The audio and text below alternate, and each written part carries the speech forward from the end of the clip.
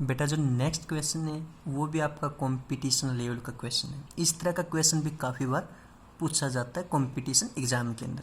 बेटा जो ये क्वेश्चन है ये प्रीवियस क्वेश्चन से रिलेटेड है। अगर हमसे प्रीवियस क्वेश्चन के अंदर पूछा जाए कि जो पेंडुलम है इस पेंडुलम का टाइम पीरियड कैलकुलेट करें।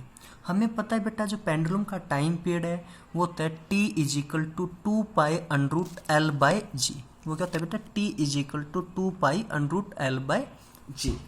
जो पीछे हमारा बेटा जो फील्ड थी वहाँ पर आपकी ग्रेविटी भी प्रेजेंट थी, तो वहाँ से हमने नेट एक्सीलरेशन जब निकाला था वो रिप्लेस कर रहा था बेटा ग्रेविटी को, यानी कि वहाँ पे हमने जी इफेक्टिव मानना था। तो हम यहाँ पे क्या करेंगे, उस जी इफेक्टिव की जगह पे यहाँ पे जी की जगह पे क्या लेंगे, जी इफेक्टिव लेंगे और उस जी इफेक्टिव की वैल्यू यानी कि जो नेट एक्सीलरेशन की वैल्यू वो पुट करेंगे। आप क्वेश्चन को दोबारा से अच्छे से समझो बेटा।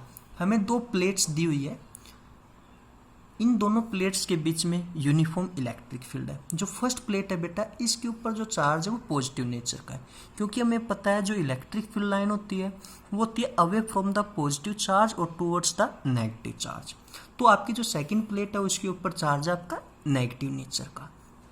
दोनों प्लेट्स के बीच में यूनिफॉर्म इलेक्ट्रिक फील्ड है।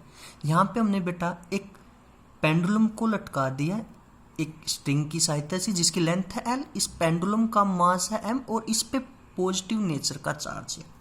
तो हमें पता है बेटा ये जो पेंडुलम है सर्कुलर मोशन को कंप्लीट करेगा। ये सब हम प्रीवियस न्यूमेरिकल के अंदर डिस्कस कर चुके हैं, किस वेलोसिटी से अपने सर्कुलर मोशन को कंप्लीट करेगा ये हमने प्रीवियस क्वेश्चन के अंदर कैलकुलेट की थी। अब हमने इस पेंडुलम का टाइम पीरियड कैलकुलेट करना बेटा।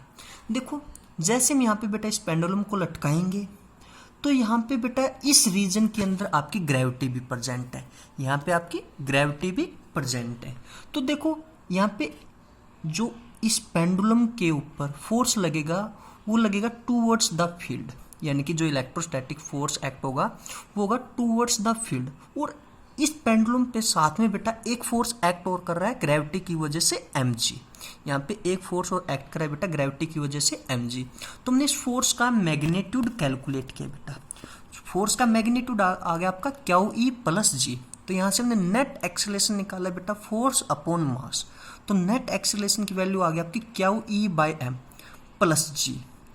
और बेटा हमें पता है जो टाइम पीरियड है उसका फॉर्मूला होता है t इजिकल टू 2π√L/g।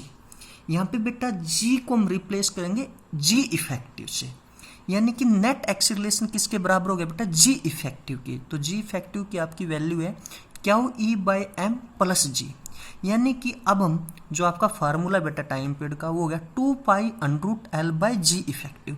अब हम यहाँ पे g इफेक्टिव की वैल्यू पुट करेंगे, ये निकल गया बेटा आपका यहाँ से टाइम पीरियड। एक बार दोबारा से समझो बेटा, हमें दो प्लेट्स दी हुई है, दोनों प्लेट्स के बीच में यूनिफॉर्म इलेक्ट्रिक फील्ड है बेटा। हमें एक पेंडुलम दिया हुआ है जिसका मास m है, जिसके ऊपर पॉजिटिव नेचर का चार्ज है।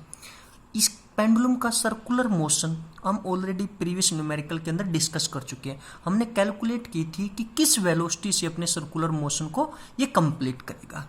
अब हमसे क्वेश्चन के अंदर पूछेंगे कि इस पेंडुलम का टाइम पीरियड निकालो। तो बेटा हमने देखा यहाँ पे जो पेंडुलम है यूनिफॉर्म इलेक्ट्रिक फील्ड के अंदर इसके ऊपर दो तरह का फोर्स एक्ट हो रहा है। एक तो फोर्स एक्ट हो रहा है बेटा इलेक्ट्रोस्टैटिक फील्ड की वजह से, एक फोर्स एक्ट हो रहा है इसके ऊपर ग्रेविटी की वजह से। तो हमने यहाँ से बेटा फोर्स का मैग्नीट्यूड कैलकुलेट किया, वो निकल गया बेटा आपका QE प्लस g। यहाँ से हमने नेट एक्सीलरेशन को कैलकुलेट किया, नेट एक्सीलरेशन आपका फोर्स अपॉन मास, यानी कि ये निकल गया बेटा आपका net acceleration QE/m plus g।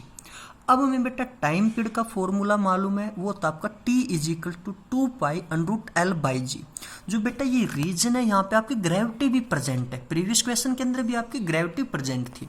तो यहाँ से हमने बेटा टाइम का फार्मूला पता है t इजिकल टू 2π√L/g।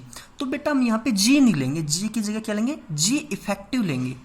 तो यहाँ पे बेटा एक्सीलरेशन था जो नेट वो रिप्लेस कर रहा है g इफेक्टिव, यानी कि एक्सीलरेशन को हमने रिप्लेस कर दिया जी इफेक्टिव से बेटा। क्योंकि काफ़ी सारे प्रीवियस क्वेश्चन के अंदर जो ग्रेविटी है बेटा यानी जो जी थी उसको रिप्लेस कर रहा था नेट एक्सीलरेशन। तो यहाँ पे नेट एक्सीलरेशन को रिप्लेस कर दिया हमने जी इफेक्टिव से। तो आपकी जी इफेक्टिव की वैल्यू होगी बेटा ये, यहाँ से हमारा टाइम का जो फार्मूला होगा वो हो गया 2π√L/g इफेक्टिव। यानी कि बेटा यहाँ पे जी इफेक्टिव की वैल्यू रखती, यानी कि ये निकल गया आपका पेंडुलम का टाइम पीरियड। यहाँ से क्या निकल गया हमारे पेंडुलम का टाइम पीरियड। ये था बेटा हमारा motion of charge particle in uniform electric field का लास्ट क्वेश्चन।